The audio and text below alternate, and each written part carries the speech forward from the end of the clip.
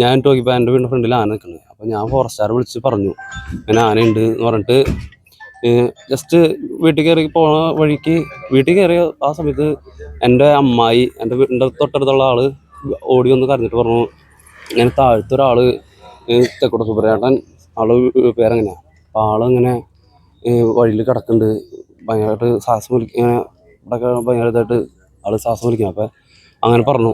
അത് പറഞ്ഞിട്ട് ഞാൻ ഓടിച്ച് നിന്ന് നോക്കാം. അപ്പോൾ ആൾ സൈഡിൽ കിടക്കാം. അപ്പോൾ ആ വഴി ഫോറസ്റ്റുകാർ പോയിട്ടും അവരാരും കണ്ടില്ല. റോഡ് സൈഡിൽ തന്നെ ആയിരുന്നു, പക്ഷെ ആരും കാണാൻ പറ്റാത്ത രീതിയിൽ പുല്ലിൽ കിടന്നായിരുന്നേ. എന്താണ് ചെയ്ത്? ആന വയറിൻ്റെ ഇവിടെയായിട്ട് ചവിട്ടി, ഈ സൈഡിൽ ചവിട്ടിയിട്ട് അടിച്ചത് ആള് നിൽക്കിയിടാ ചെയ്തത്. പിന്നെ അവിടെ നിന്ന് ആളെ എങ്ങോട്ട് കൊണ്ടുവന്നത്? നേരെ ഞങ്ങൾ ഫോറസ്റ്റുകാരുടെ വണ്ടിയിൽ തന്നെ ഇങ്ങോട്ട് കൊണ്ടുവരിക ചെയ്തത്. അവർക്കും നമസ്കാരം. വളരെ ദുഃഖകരമായിട്ടുള്ളൊരു വാർത്തയാണ് ഇന്ന് ഈ കാലത്ത് നിങ്ങളുമായിട്ട് പങ്കുവയ്ക്കുന്നത്. ഞാനിപ്പോൾ നിൽക്കുന്നത് ചാലക്കുടി ഗവൺമെൻറ് ഹോസ്പിറ്റലിലെ മോർച്ചറിയുടെ അടുത്താണ്. തെക്കൂടൻ സുബ്രൻ എന്ന് പറയുന്ന 75 വയസ്സുള്ളൊരു വയോധികൻ മരണപ്പെട്ടിരിക്കുകയാണ്. എന്താ സംഭവം എന്ന് വെച്ചിട്ടുണ്ടെങ്കിൽ സംഭവം നടക്കുന്നത് ചായപ്പൻകുടിയിലാണ്. ചായപ്പൻകുടി ജംഗ്ഷനിലേക്ക് അദ്ദേഹം ചായ കുടിക്കാൻ വേണ്ടി കാലത്ത് തന്നെ വരികയായിരുന്നു. അവിടെ നമുക്കറിയാം ആനകളുടെ ശല്യം, വന്യമൃഗങ്ങളുടെ ശല്യത്തോളം ജനങ്ങൾ വളരെ പൊറുതിമുട്ടിയിരിക്കുന്ന സാഹചര്യമാണ്. ഫോറസ്റ്റ് സ്റ്റേഷൻ്റെ ഏകദേശം 90 മീറ്റർ മാത്രം ദൂരമുള്ള സ്ഥലത്ത് വെച്ചാണ് ആന ഈ സുബ്രൻ എന്ന് പറയുന്ന ചേട്ടനെ ആക്രമിക്കുന്നത്. ഞാനിവിടെ ആ പരിസരവശത്തുള്ള ഒരാളുമായിട്ട് സംസാരിച്ച് പറയാൻ സാധിച്ചത് ഈ ചേട്ടൻ്റെ വയറിൻ്റെ അവിടെ ആന ചവിട്ടിയിരിക്കുകയാണ്. അവിടെ വെച്ച് തന്നെ മരണപ്പെട്ടു എന്നാണ് ഇപ്പോൾ കൂടെ ഉണ്ടായിരുന്നവർ പറയുന്നത്. അത്യന്തം വേദനാജനകമായിട്ടുള്ള, അത്യന്തം വിഷമകരമായിട്ടുള്ള ഒരു സംഭവമാണ് നടക്കുന്നത്. ഈ ചായപ്പൻകുഴി പ്രദേശം എന്ന് പറഞ്ഞാൽ ഒരുപാട് ആളുകൾ താമസിക്കുന്ന ഒരു ജനവാസ കേന്ദ്രമാണ്. അവിടെ ഈ വന്യമൃഗങ്ങളുടെ ശല്യം കാരണം ജനങ്ങൾ പൊറുതിമുട്ടിയിരിക്കുകയാണ്.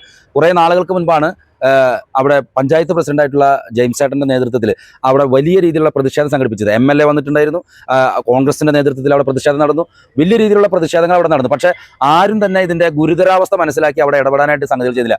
ഫോറസ്റ്റ് സംവിധാനങ്ങൾ തീർത്തും പരാജയമാണെന്നാണ് ഇവിടുത്തെ ആളുകൾ ഇപ്പോൾ പറയുന്നത്. ഈ വിഷയത്തിൽ ഇപ്പോൾ ഈ മരണപ്പെട്ടതിന് ശേഷവും ഈ സുബ്രൻ എന്ന് പറയുന്ന വയോധികം മരണപ്പെട്ടതിന് ശേഷം ഫോറസ്റ്റുകാരുടെ ഇടപെടൽ വളരെ മോശമായിട്ട് ഉള്ളതായിരുന്നു എന്നാണ് ഗ്രാമപഞ്ചായത്ത് പ്രസിഡന്റ് അടക്കമുള്ള ആളുകൾ പറയുന്നത്. തീർച്ചയായിട്ടും ഇത് ചായപ്പൻകുടിയിലെ ആളുകളെ സംബന്ധിച്ചിടത്തോളം വന്യമൃഗങ്ങളുടെ ആക്രമണം ഇനിയും ഉണ്ടാകും. ഞങ്ങൾക്ക് അവിടെ താമസിക്കാൻ പറ്റാത്ത സ്ഥിതിയാണ്. ആളുകൾ മരണപ്പെടുന്നു.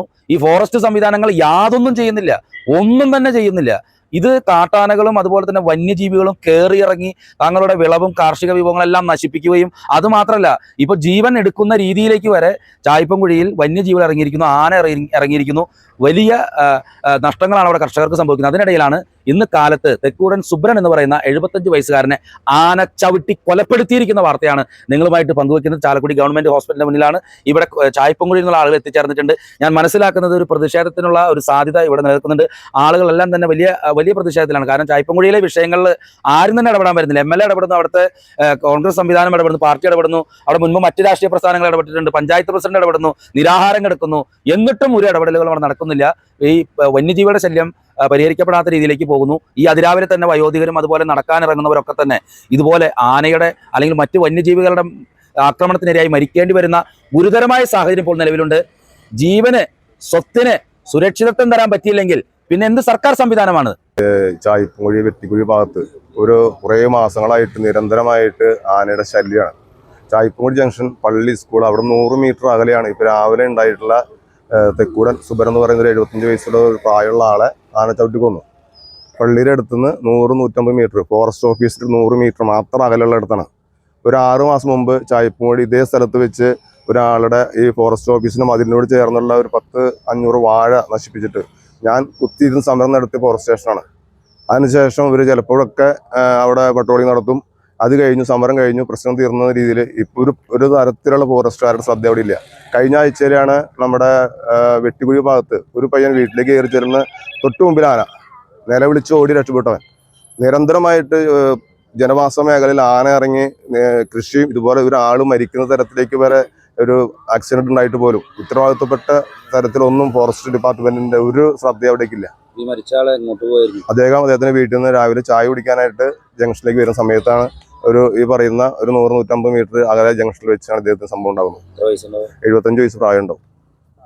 വളരെ ദുഃഖകരമായിട്ടുള്ള അവസ്ഥയാണ്. ആ കുടുംബം ദാരിദ്ര്യം, ഒരു ലൈഫ് മിഷനിൽ വീട് കിട്ടിയിട്ടുള്ള അനുഭവിച്ച വീട് കിട്ടിയിട്ടുള്ള അയാൾ ഭാര്യ ക്യാൻസർ പേഷ്യന്റ്, അത്തരത്തിൽ ദാരിദ്ര്യം അനുഭവിക്കുന്ന ഒരു കുടുംബം. ഇതുവരെ ബോഡി വന്നിട്ടുണ്ട്. ഉത്തരവാദിത്തപ്പെട്ട ഫോറസ്റ്റ് ഉദ്യോഗസ്ഥർ റേഞ്ചർ വിളിച്ചിട്ട് റേഞ്ചർ ഫോൺ എടുക്കുന്നില്ല. വളരെ മോശപ്പെട്ട സ്ഥിതിയാണ് ഇവിടെ ഡിപ്പാർട്ട്മെന്റിന്റെ ഭാഗത്തുണ്ടാകുന്നത്.